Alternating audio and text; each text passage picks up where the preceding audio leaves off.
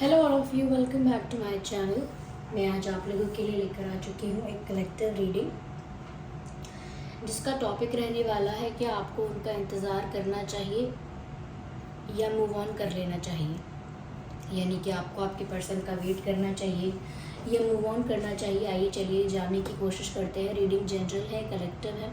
हो सकता है कि आपकी सिचुएशन के साथ एक्यूरेटली रेजोनेट करे, हो सकता है सिर्फ कुछ परसेंट रेजोनेट करे। तो ओपन माइंडेड होकर सुनिएगा और ज़बरदस्ती अपने आप को रीडिंग में फिट इन करने की कोशिश मत कीजिएगा। जितना आपके साथ रेजोनेट होता है उतना ही एक्सेप्ट कीजिए and leave the rest. Okay, आइए चलिए रीडिंग स्टार्ट करते हैं और देखते हैं without wasting any more time.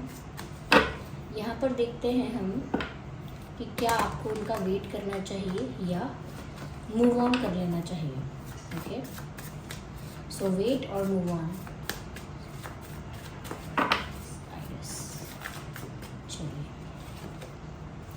Okay, so we have Six of Wands and then we have Page of Swords.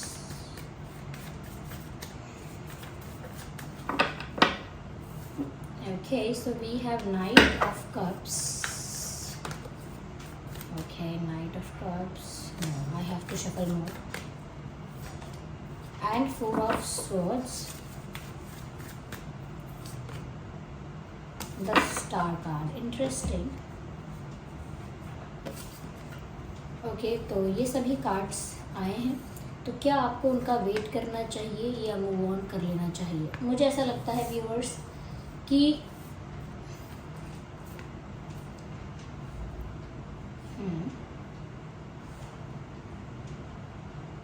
ये इंसान अपनी लाइफ में कुछ मल्टीटास्किंग कर रहा है, ऐसा लगता है। यस, ऐसा लगता है ये जो भी हैं ये अपनी लाइफ में ना एक साथ बहुत सारी चीज़ों को पूरा करने की कोशिश करें। एक साथ बहुत सारे टास्क कंप्लीट करने की कोशिश करें। एक साथ काफ़ी सारी चीज़ें हैंडल कर रहे हैं, मैनेज कर रहे हैं। जैसे कई लोग पढ़ाई करते हैं, जॉब करते हैं, या फैमिली संभालते हैं और पढ़ाई भी करते हैं, या कुछ और अपना पैशन है, कुछ उनका आर्टिस्टिक और क्रिएटिव साइड है, उस चीज़ को कहीं ना कहीं एम्ब्रेस करते हैं और साथ ही साथ जॉब भी करते हैं, पैशन भी फॉलो करते हैं। तो मुझे ऐसा ही कुछ ना मल्टीपल टास्किंग यहाँ लग रहा है, मल्टीटास्किंग। तो मल्टीटास्किंग इस वक्त कर रहा है और ऐसा लगता है कि बहुत टफ है इनके लिए मल्टीटास्किंग करना। ऐसा नहीं है कि एक वॉक है, आसानी से कर पा रहे हैं, ऐसा नहीं है। इट इज़ वेरी टफ और ये मुश्किल से कर पा रहे हैं। इनफैक्ट यहाँ पर ऐसा भी लगता है कि ये जो पर्सन है ये कहीं ना कहीं बैलेंस मेंटेन करने की कोशिश कर रहे हैं, लव लाइफ और करियर में, लव लाइफ और फैमिली में, लव लाइफ और हेल्थ में, या लव लाइफ और पैशन में, करियर में, वट एवर इट इज़, इनके ड्रीम्स जो भी हैं या जो भी अदर रिस्पॉन्सिबिलिटीज़ है। लेकिन इनके लिए बहुत मुश्किल हो रहा है बैलेंस मेंटेन करना, इसलिए नहीं कर पा रहे हैं। तो मैं ये सिचुएशन क्यों एक्सप्लेन कर रही हूँ, जिससे थोड़ा बहुत आपको समझ में आए कि किस इंसान के बारे में बात हो रही है, जिससे आपको पहले ही पता चल जाए कि क्या आप रिलेट कर पा रहे हो, नहीं कर पा रहे हो। ओके, तो यहाँ पर मुझे ऐसा लग रहा है ये कुछ ऐसी ही सिचुएशन में है। रही व्यूअर्स इस बारे में बात, क्या आपको उनका वेट करना चाहिए? देखिए व्यूअर्स, ये इंसान लौट कर तो आ रहा है। अगर आप कुछ मैनिफेस्ट भी कर रहे हैं तो मुझे लगता है आपका मैनिफेस्टेशन भी सक्सेसफुल हो सकता है। ओके, और ये इंसान आपके लाइफ में लौट कर आ रहा है, लेकिन मैं ये नहीं कहूँगी बहुत जल्दी आ रहा है। ओके, और इसीलिए ये भी एक अच्छी एडवाइस नहीं है कि आप ना इस सिचुएशन में सिर्फ वेट करते रहिए। आई थिंक जब आपको पता चल जाए कि ये इंसान लौट कर आएगा ही, तो आपको अपनी बाकी चीज़ों पर, दूसरी चीज़ों पर फोकस करना स्टार्ट कर देना चाहिए। कहीं ना कहीं इनका इंतज़ार इस तरह से नहीं करना चाहिए, डेस्परेट होकर, नीडी होकर इनका वेट नहीं करना चाहिए। अपनी लाइफ में ना आगे बढ़ना चाहिए। ओके, लेकिन ये इंसान लौट कर तो आएंगे, ऐसा यहाँ साफ साफ दिख रहा है। This person will come back, there is something. No, तो ऐसा लग रहा है ये इंसान वापस लौट कर तो आएंगे और कहीं ना कहीं कुछ ऑफ़र ही करने आएंगे आपको। और मुझे ऐसा लगता है कि ये जो इंसान है ना व्यूअर्स, ये जस्ट अ सेकेंड, मुझे ऐसा लगता है व्यूअर्स ये इंसान ना बहुत डे ड्रीमिंग करता है या करती हैं, हुएवर दे आर। यस, बहुत डे ड्रीमिंग करते हैं या करती हैं। ऐसा लगता है कि जैसे बहुत आपके बारे में भी बहुत ज़्यादा इमेजिनेशन, विजुअलाइजेशन और कहीं ना कहीं फैंटेसाइज कुछ ना कुछ करते रहते हैं। तो आपके बारे में भी डे ड्रीमिंग कर रहे हैं, आपको लेकर भी खुली आँखों से सपने देख रहे हैं, आपको लेकर भी सपने सजा रहे हैं और कहीं ना कहीं बहुत इमेजिनेशन कर रहे हैं, डे ड्रीमिंग कर रहे हैं, ख्याली पुलाव में है, कम्प्लीटली अपने ख्याली दुनिया में है। लेकिन ऐसा लगता है कि रियल लाइफ में तो ये बिजी बहुत है। मुझे ऐसा लगता है व्यूअर्स कि ये इंसान आप तक पहुंचना चाहते हैं, आप तक पहुंचेंगे भी इन फ्यूचर, और आप चाहें तो वेट कर सकते हैं। लेकिन मैं इतना कहूँगी कि डेस्परेटली वेट मत कीजिएगा कि आप अपनी हेल्थ को, मेंटल पीस को और कहीं ना कहीं अपनी सैनिटी को सेक्रीफाइस करें इसमें। ओके, आप अपना सेल्फ लव कीजिए, सेल्फ रिस्पेक्ट में ऑपरेट कीजिए, जो भी आपको अच्छा लगता है उस पर फोकस कीजिए। आपका पैशन है, हॉबी है, करियर है, या कोई और आपकी क्रिएटिव साइड है आपकी, उसको आप कहीं ना कहीं परस्यू कीजिए और अपने आप को थोड़ा सा ऐसी चीज़ों में इन्वॉल्व कीजिए जो आपको अच्छी लगती हैं, जो आपको खुश रखती हैं। किसी को डांसिंग, किसी को सिंगिंग, किसी को राइटिंग, किसी को reading, what ever it is, चाहे वो साइकिलिंग हो या बास्केटबॉल खेलना हो, कुकिंग हो या फिर सिर्फ क्लीनिंग हो, वट एवर इट इज़। तो जो चीज़ आपको कहीं ना कहीं आपके माइंड को रिलैक्स भी रखती है, थोड़ा सा आप चिल रहते हो, तो ऐसी कोई चीज़ करके अपने आप को आप इन्वॉल्व रख सकते हो। लेकिन डेस्परेटली वेट करके या दुखी होकर इंतज़ार नहीं करना है आपको, क्योंकि ये इंसान ना अभी बहुत बिजी दिख रहा है, इतना बिजी कि ये आपको लेकर ख्याली दुनिया में है, आपको लेकर ये रियलिस्टिक वर्ल्ड में नहीं है, आपको लेकर रियलिस्टिक प्लान्स अभी नहीं बना रहा है ये इंसान। अभी ये डे ड्रीमिंग कर रहे हैं, बट डे ड्रीमिंग भी अच्छी कर रहे हैं। Whatever they are thinking about you, it is positive. सोच तो ये रहे हैं कि वो आपके साथ ऐसे डेट पर जाएंगे, वैसे टाइम स्पेंड करेंगे, ये गिफ्ट आपको देंगे, ऐसा रोमांटिक मोमेंट आपका होगा, दिस एंड दैट। तो सोच तो अच्छा रहे हैं, इमेजिन तो अच्छा कर रहे हैं, और in future they will come back to you. लौट कर ये इंसान आपके पास आएंगे, क्योंकि यहाँ पर ये 6 ऑफ वैंड्स का कार्ड है, यहाँ जीत हो रही है, यहाँ पर एंड में नाइट ऑफ कप्स का कार्ड है। दोनों ही कार्ड कहीं ना कहीं आप लोगों के प्यार की विक्ट्री, एक यूनियन और कहीं ना कहीं एक जीत दर्शाता है। लेकिन it is not very quick और सडन, ओके, ये देर से होगा। यहाँ पर मुझे ऐसा भी लग रहा है व्यूअर्स, कहीं ना कहीं अगर आप इस पर्सन को अपनी लाइफ में वापस पाना चाहते भी हैं तो आपकी जीत होने वाली है, ये इंसान लौट कर आने वाले हैं। You will win in this situation, but with confidence, but with grace. ऐसा नहीं है कि वल्नरेबिलिटी के साथ प्लीड करते करते बिल्कुल किसी को बिल्कुल ना क्या कहते हैं बहुत किसी को रिक्वेस्ट करते करते आपने उनको वापस पाया होगा, ऐसा नहीं है। आपको अपना कॉन्फिडेंस वापस गेन करना होगा, ग्रेसफुल रहना होगा, कहीं ना कहीं ब्रेव, ऑनेस्ट और करेजियस रहना होगा।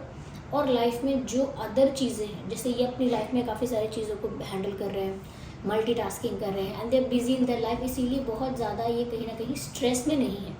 आपको अपनी लाइफ पे फोकस करना है इस तरह से कि आप खुश रहें, और बाद में जीत आप ही की हो रही है, नो डाउट। कहीं ना कहीं मुझे ऐसा लगता है व्यूअर्स कि आप इस इंसान को ना कई ज़्यादा हायर पोजीशन पे रख रहे हो, ज़रूरत से ज़्यादा। जितना ये डिज़र्व करते हैं, ये जितना नॉर्मली होना चाहिए, आपने कई ज़्यादा उनको अटेंशन या कहीं ना कहीं बहुत ज़्यादा उनको लव या अफेक्शन, या कह सकते हैं कि बहुत ओवर केयर किया है या ओवर अटेंशन दिया है। आई एम नॉट सेइंग कि ये गलत है, आप अपने पार्टनर को जितना चाहें प्यार कर सकते हैं, लेकिन जब वो आपको फॉर ग्रांटेड लेने लगे, then it is the time जब आपको थोड़ा अपने आप को संभालना चाहिए, क्योंकि आप तो बहते चले जाओगे उन इमोशंस में, and then you will realize कि अब आप इमोशनली एम्प्टी हो चुके हो, इमोशनली खाली हो चुके हो।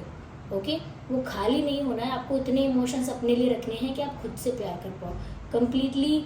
क्या कह सकते हैं, एक खाली बर्तन जैसा नहीं हो जाना है। ओके, कि सब कुछ लुटा दिया, बहा दिया, अपना प्यार, अपना फेथ, अपना ट्रस्ट, अपना emotion, and then we are completely empty. ऐसा नहीं होना चाहिए। तो अपनी सैनिटी, अपना मेंटल पीस, अपना इमोशनल फुलफिलमेंट संभाल के रखो, डोंट वेस्ट इट, और अपने ऊपर फोकस करो। This person will definitely come back, because they still dreams about you. और हो सकता है डे ड्रीमिंग ही नहीं, ये रात में भी आपको लेकर काफ़ी सपने देखते हैं।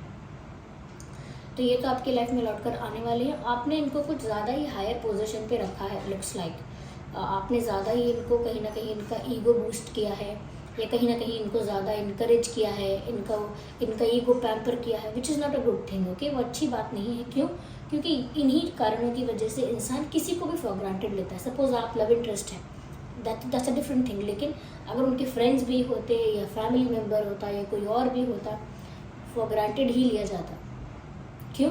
क्योंकि उस इंसान की प्रेजेंस की वैल्यू नहीं होती। आपको अपनी प्रेजेंस की वैल्यू मेंटेन रखनी है। आप अगर कहीं पर मौजूद हैं और 15 मिनट या 5-10 मिनट के लिए भी हैं तो उस चीज़ की वैल्यू होनी चाहिए। ऐसा नहीं कि आप 2-2 घंटे कहीं पर बैठे हुए हैं, ना कोई आपको देख रहा, ना कोई रिसीव कर रहा, ना कोई बात कर रहा, ना कोई इंटरेस्टेड है। Why are you there? गए क्यों हैं आप वहाँ? तो इतना डिसरिस्पेक्टेड नहीं होना है कहीं ना कहीं, और इतना भी अटेंशन के लिए सीख नहीं करना है। Do not look for attention और do not seek attention like that. लेकिन आपको पता होना चाहिए कि कौन आपकी प्रेजेंस को वैल्यू करता है। अगर ये इंसान आपकी प्रेजेंस को वैल्यू नहीं कर रहे थे and now they are gone, तो आपको डेस्परेटली बस वेट नहीं करना। ये तो लौट के आ रहे हैं, जीत भी आप ही की हो रही है, कहीं ना कहीं ये लौट कर भी आ रहे हैं, और तब आप ज़्यादा पावरफुल पोजीशन में होंगे। जब ये इंसान लौट कर आएंगे तब पावर आपके पास होगी, यानी कि the ball will be in your court. तब आपके पास एक प्लस पॉइंट होगा, ऐसा कह सकते हैं कि टेबल्स टर्न हो चुकी होंगी now, and then that will be your turn. तब वो आपकी बारी होगी अपना एक्शन लेने की, तब आपके पास वो पावर होगी। तब तक टेबल्स टर्न हो चुकी होंगी। ओके, तो अभी तो ये रियलाइज़ नहीं कर रहे हैं, ख्यालों की दुनिया में है, इल्यूजन में है। Definitely this is the right word. ये इंसान अभी इल्यूजन में है, भ्रम की दुनिया में है कि इनको कभी भी कोई भी मिल सकता है, इनको कभी भी गिल्टी या रिग्रेट फील करने की ज़रूरत नहीं है, और ये हमेशा अपने लाइफ में ऐसे ही बिजी रहेंगे। They will never miss anyone. ये इनका भ्रम है जो कि टूटेगा डेफिनेटली, क्योंकि जैसे ही इनको समझ में आ जाएगा कि आपने इनको जिस हायर पोजीशन पे रखा हुआ था, वहाँ से आपने इनको कब उतार के हटाया है पता नहीं चला है। कब आप अपनी लाइफ में फोकस करने लगे, कब आप अपनी लाइफ एंजॉय करने लगे, कब आप अपनी लाइफ में मस्त हो गए, बिंदास हो गए, एंजॉय करने लगे, इनको पता नहीं चलेगा। Then suddenly they will realize definitely.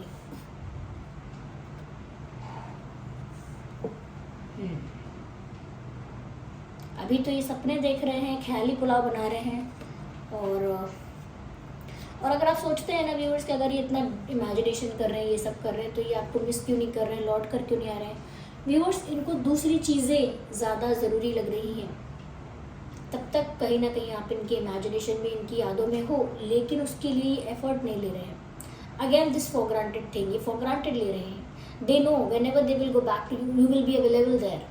उनको पता है कि जैसे ही उनका मन करेगा, मूड करेगा वापस लौटने का, आप वहाँ पर रिसीविंग बोर्ड लेकर खड़े होंगे। ये that's not a good thing. Okay, इतना भी ज़्यादा हमको वेला नहीं होना है।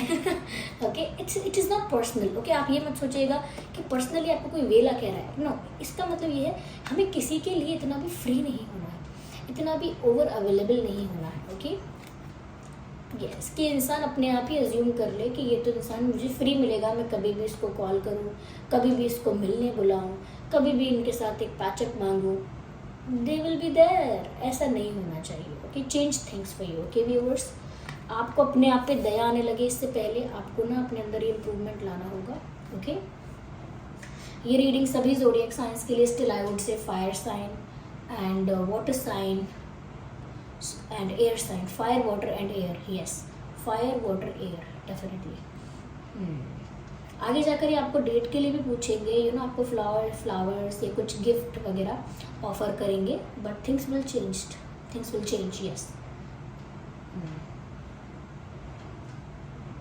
The situation will far different from this one.